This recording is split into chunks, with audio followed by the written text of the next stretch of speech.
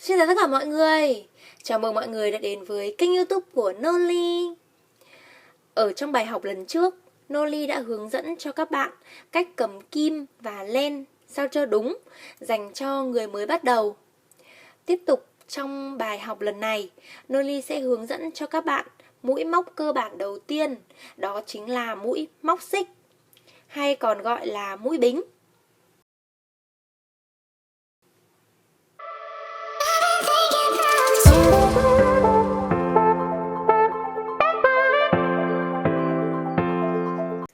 Các bạn cần chuẩn bị cho mình một cây kim móc và một cuộn len.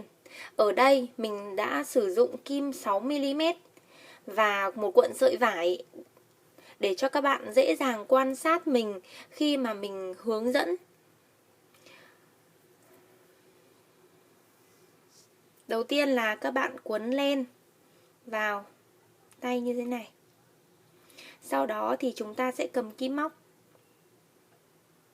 Với mũi móc xích thì các bạn dùng cái đầu ngắn này, cái đầu ngắn của cái sợi nhá. Các bạn quan sát đầu ngắn của cái sợi nó sẽ hướng về bên tay phải, và cái đầu dài nối với cuộn len thì nó ở bên tay trái. Các bạn dùng cái đầu ngắn này, các bạn quay một vòng.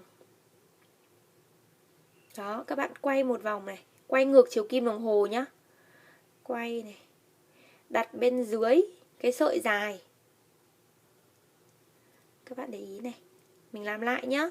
Cái sợi ngắn, quay một vòng, nằm bên dưới cái sợi dài.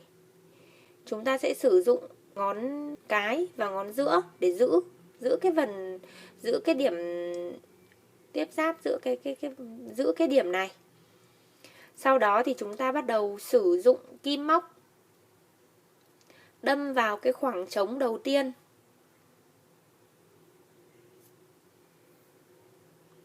Để chúng ta tạo được cái nút thắt. Các bạn quan sát này, mình sẽ đi kim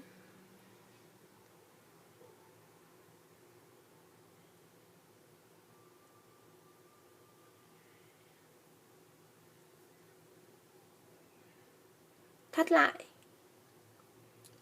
Chúng ta sẽ được cái nút thắt đầu tiên. Đây chưa được gọi là một mũi móc xích.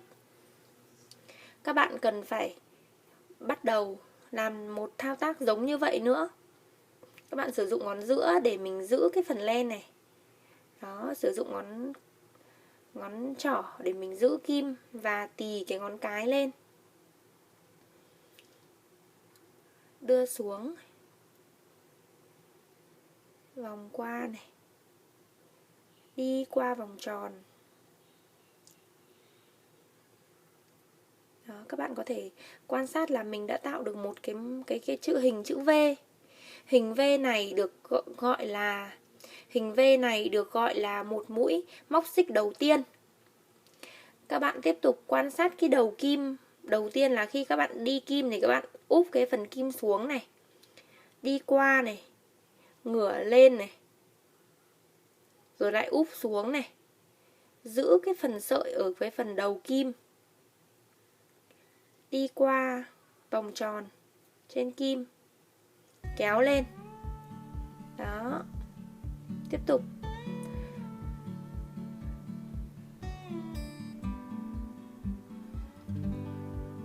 Các bạn lưu ý là cái vòng tròn ở trên kim ấy, cái vòng tròn này này, chúng ta không nên để quá chặt. Luôn luôn phải tạo một cái khe hở để mà mình đi kim qua, làm cái mũi móc nó đều hơn. Đó, đi lên. Các bạn di chuyển cái ngón giữa và ngón cái để giữ cái phần len gần nhất.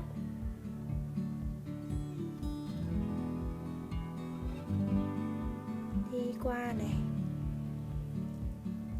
ngửa đầu kim lên và kéo. Tiếp tục úp đầu kim xuống, vòng qua.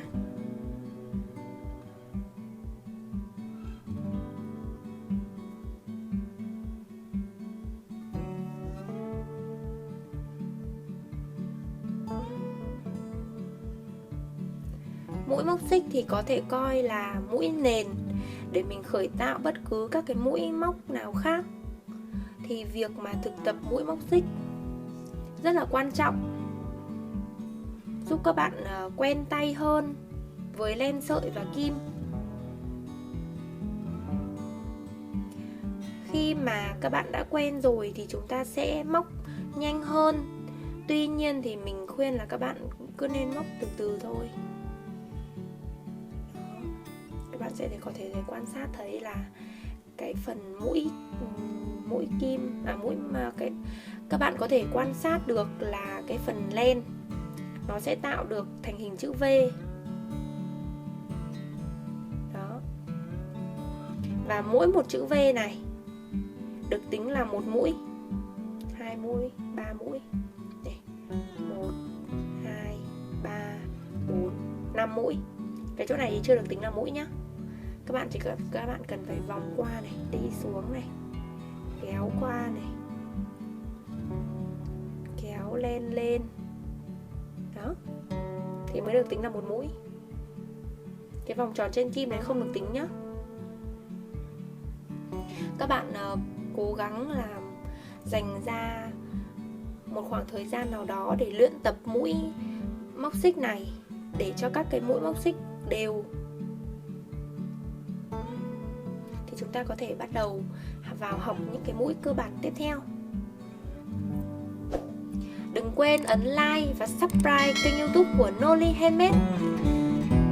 Ấn vào biểu tượng quả chuông để là người đầu tiên xem được video mới nhất của Noli.